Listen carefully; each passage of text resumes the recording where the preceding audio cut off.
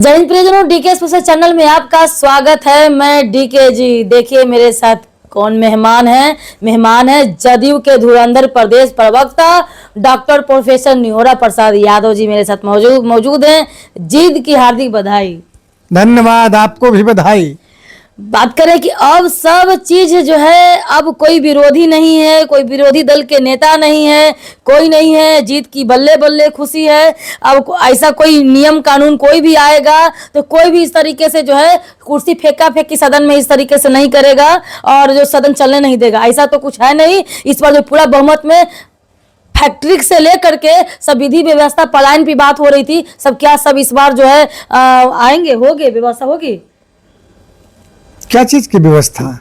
पलायन की व्यवस्था, रोजी रोजगार की व्यवस्था। देखो एक बात सुन लो। बिहार में अपोजिशन ने खास करके राष्ट्रीय जनता दल के लोगों ने नैरेटिव जो करने की कोशिश किया जी कि पलायन हुआ है 2,90,00,000 कि राज्यसभा में श्रम मंत्री ने बयान दिया। मुझको अफसोस है कि राष्ट्रीय जनता दल के लोग बात को पढ़ते नहीं हैं, समझते नहीं हैं और अनर्गल बात बोलते हैं। 2,90,00,000 की जो बात कही गई थी वो जो पोर्टल पर, श्रम विभाग के पोर्टल पर असंगठित मजदूर, खेत मजदूर, ऐसे जो मजदूर हैं उनके रजिस्ट्रेशन को बताया गया था। इसको ये लोग पलायन कर रहे हैं। लेकिन जो बिहार में सर्वे हुआ, जातीय सर्वे, जिसमें घोषणा हुई थी, राष्ट्रीय जनता दल के लोग हमारे साथ सरकार में थे, उसमें स्पष्ट है कि 54 लाख लोग बिहार से माइग्रेट किए हुए हैं, जिसमें कुछ विदेश भी गए हैं उन शिक्षा के लिए, नौकरी के लिए। अन्य लोग भी उस शिक्षा और नौकरी के लिए बिहार से अन्य राज्यों में भी गए हैं। 45 लाख लोग माइग्रेट किए हैं। एक समझा मैं देता हूँ। दूसरी बात, पलायन की बात करते हैं तो बिहार से पलायन 2005 के पहले हुआ। पलायन और माइग्रेशन में फर्क राष्ट्रीय जनता दल को नहीं समझ में आता है। पलायन उसे कहते हैं जो घर द्वार परिवार के साथ चला जाता है, दूसरी जगह बस जाता है। यह तब होता है जब प्रदेश में भय हो, अत्याचार हो, लूट हो। कश्मीर में जो है वहां से पलायन किए थे। लूट हो, खसोट हो, तो इसके चलते पलायन हुआ था। क्योंकि व्यापारी, व्यापार करने वाले यहाँ से दूसरे जगह चले गए। बहुत सारे ये तो कार्यकाल लालू के कार्यकाल में जो व्यापारी लोग वही कार्यकाल का दशक में चले गए थे, वही कार्यकाल का मैं कह रहा हूँ। तो ये जो चले गए परिवार के साथ, यहाँ घर मकान बेच के दूसरे राज्य में बस गए, इसको पलायन कहते हैं। तो ये आरजेडी के विद्वान लोग इस फर्क को नहीं समझते हैं।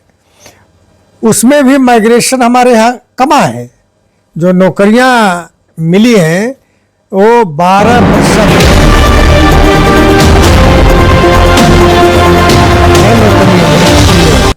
हमारे यहाँ गरीबी 2,28,00,000 लोग गरीबी रेखा से नीचे आए हैं।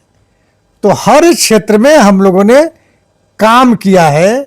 यही कारण है कि इस चुनाव में जनता ने नीतीश कुमार के नेतृत्व और एनडीए के नेतृत्व में मुहर लगाया। इस बार जो है 225 के पार के नारे लगे थे तो 202 पर आ गए, लेकिन 25 गो जो है उनको दे दिए। तो अब भतीजवा के समझाते नहीं हैं, उनोमा फेल होकर के उल जुलूल करके किस तरीके से अट्टा कट्टा छर्रा दुनाली, कभी कोई मामा को अपमान, तो कभी रोहिणी दीदी को से चप्पल से इस तरीके से व्यवहार करना, सब कुछ नहीं है। मुझको लगा था कि तेजस्वी राष्ट्रीय जनता दल और अपने पिताजी के संस्कार से अलग राजनीति करेंगे।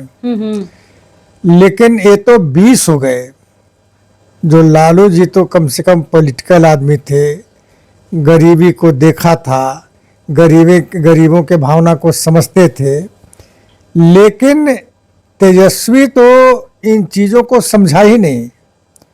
और जिस प्रकार वातावरण कट्टा फट्टा भयानंद भैया के सरकार ये सब जो भय पैदा करने लगा बिहार में, इसके चलते जनता ने कहा कि बाप रे सरकार आ जाएगी तो रहना मुश्किल होगा, मारो एनडीए में, और ठोक दिया, बटन दबा दिया एनडीए में। तो समझाते नहीं है भतीजवा के? बताइए, रोहिणी दीदी को जो चप्पल से मारने वाली बात हो जाती है, इस तरीके से व्यवहार हो रहा है परिवार में, तो कुछ अच्छा उनके पिताजी नहीं समझा पा रहे हैं, उनके बड़े भाई नहीं समझा पा रहे हैं, माता जी नहीं समझा पा रहे हैं, तो हम लोग तो इस गली के तो झिटके हैं। कौन समझा रहा है? चंद लोग समझा रहे हैं। जनता समझा दिया ना, जनता इस बार समझा दिया।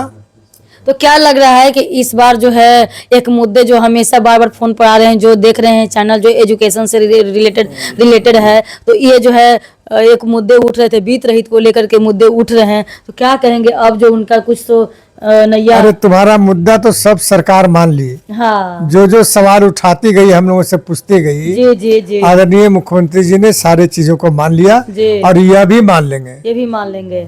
चलिए, बहुत बहुत धन्यवाद। ये मेरे साथ आदरणीय डॉक्टर प्रोफेसर निहोरा प्रसाद यादव जी हैं। जो देखिए तमाम बातों को लेकर के हुआ किस तरीके से, जो 202 की लहर है, 225 की लहर में 25 किसको मिल गया, ये सब तमाम जनता जान चुके हैं किस तरीके से जो है इज्जत, अगर प्रतिष्ठा की अगर बात आती है तो महिला सब एक होकर के जो है मत मिला। और देखिए बीता का मामला, एजुकेशन की मामला, हमेशा जो है हमें कुछ न कुछ जो है हमेशा जो एजुकेशन से रिलेटेड हमेशा जो है कैमरा ऑन हो कैमरा ऑफ में हमेशा बात करते रहते हैं। लेकिन इस बार जो पूरा बहुमत है, कोई कुर्सी फेंका फेंकी नहीं, कुछ इस तरीके से नहीं, पूरा एक होकर के आप लोगों की बात, आप लोगों की हित की बात होगी। डबल इंजन की सरकार है, डबल रफ्तार से चहुमुखी विकास हो रही थी, और आने वाला समय में और जो है बहुत अच्छा तरीके से एक बिहार जो है पूरा भारत का जो एक जो राज्य बिहार, जो जिस तरीके से विश्व गुरु के लेकर के हो या नालंदा को लेकर के पूरा देखिए पूरा विश्व में जो है इस तरह पढ़ाई शिक्षा से लेकर के एक नंबर 1 था है, क्योंकि यूपीएससी से लेकर बीपीएससी से सब टॉपर देने वाले